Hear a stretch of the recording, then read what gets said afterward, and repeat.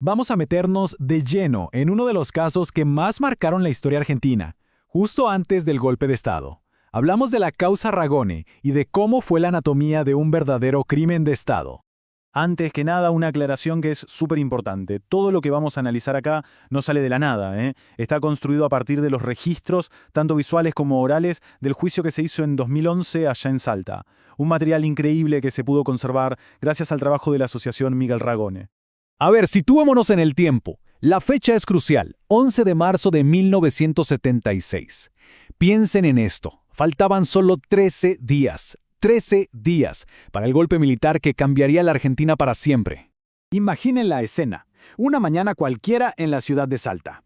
El tráfico, la gente, y de repente, un Peugeot 504 es interceptado. Así, de la nada, dos autos lo chocan, le cierran el paso con una violencia total. Y en medio de ese caos se escuchan disparos. 4, 5, la calle se convierte en una locura. Lo que pasó en esos pocos minutos fue brutal y tuvo consecuencias que duran hasta hoy. El resultado de esa operación fue un secuestro, un asesinato y una desaparición. Una herida que, en parte, sigue abierta.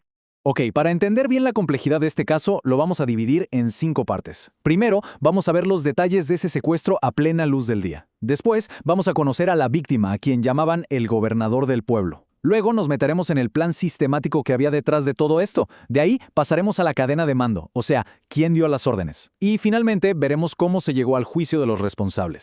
Bueno, empecemos por el hecho en sí. ¿Qué pasó exactamente esa mañana? Vamos a reconstruirlo. Un secuestro a plena luz del día. El objetivo principal, la persona que iban a buscar, era el doctor Miguel Ragone, que había sido gobernador de la provincia. Lo sacan del auto a los golpes, le disparan, pero la violencia no terminó ahí. Santiago Arredes, el dueño de un almacén que vio todo y gritó para pedir ayuda, un acto de valentía increíble, fue asesinado de un tiro. Y como si fuera poco, Margarita Martínez de Leal, una mujer que pasaba por ahí, fue herida por una ráfaga de ametralladora. Todo esto a cara descubierta, con una impunidad total. Ok, la pregunta es obvia. ¿Quién era Miguel Ragone? ¿Por qué se montó un operativo tan violento para secuestrarlo? Para responder a esto, pasemos a la segunda parte y conozcamos un poco más al llamado gobernador del pueblo. Lo que contaron los testigos en el juicio es muy revelador. Ragone no era el típico político. Lo describen como una persona austera, honesta y sobre todo con un apoyo popular inmenso, especialmente de la gente más humilde de Salta. Miren esta línea de tiempo, porque es clave para entender cómo se llegó a esto. En el 73 lo eligen gobernador democráticamente. Solo un año después, en el 74, lo sacan del cargo con una intervención federal. Y fíjense la cercanía de las fechas. El 11 de marzo del 76 lo secuestran. Y apenas 13 días después, el golpe de Estado. Es evidente que su secuestro fue un prólogo de lo que venía. Entonces, ¿por qué lo veían como una amenaza tan grande? Bueno, por varias razones. Primero, porque cuando fue gobernador, se atrevió a enjuiciar a policías por torturas. Imagínense el odio que generó eso en las fuerzas de seguridad.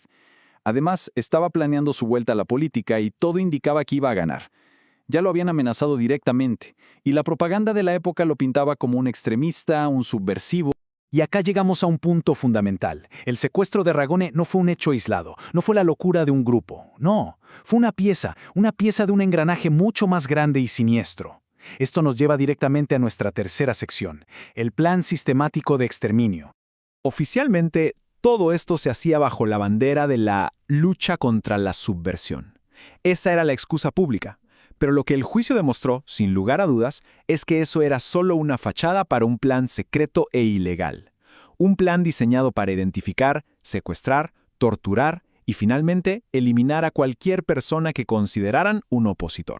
Y este plan, ojo, no fue nada improvisado, tenía una estructura clarísima, casi burocrática. Dividieron el país en zonas militares. Salta, por ejemplo, estaba en la zona 3. Las policías provinciales pasaron a estar bajo el mando del ejército. Se armaron centros clandestinos de detención y tortura por todos lados, y la orden oficial, textual, era aniquilar. Esa era la palabra que usaban, aniquilar el accionar de los elementos subversivos. Claro, acá surge una pregunta clave. ¿Qué pasa con los que dieron las órdenes pero no se ensuciaron las manos? ¿Cómo se los juzga? Bueno, para eso la Fiscalía usó una herramienta legal fundamental, el concepto de la cadena de mando. En el juicio se usó una teoría legal llamada autoría mediata.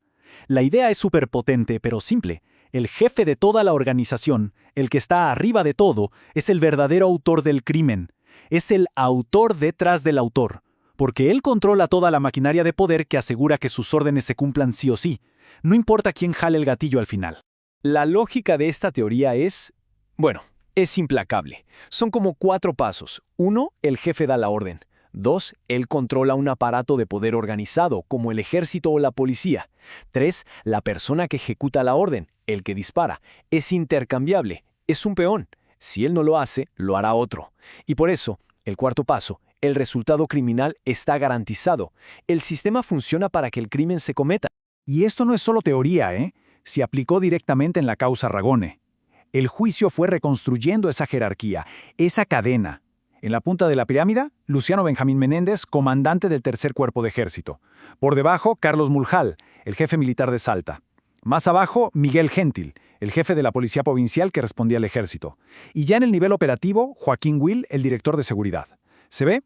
Una cadena de mando perfectamente clara.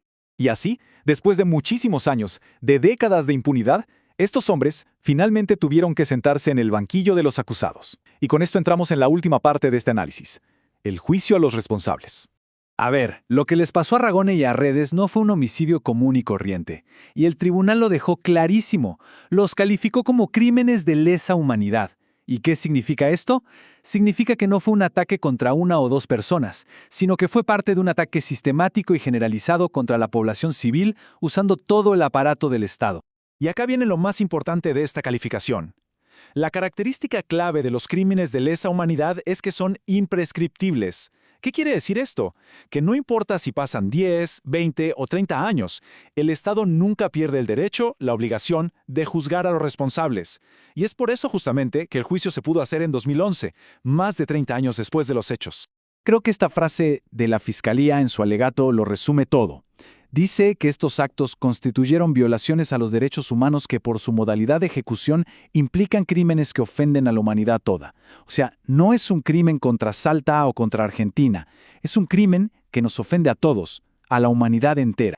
El juicio por la causa Ragone fue, sin duda, un paso importantísimo en la búsqueda de justicia. Pero la historia, claro, no se cierra con una sentencia. Nos deja flotando una pregunta que sigue tan vigente hoy como ayer. ¿Cómo hacemos, como sociedad, para que el nunca más sea de verdad una garantía para el futuro?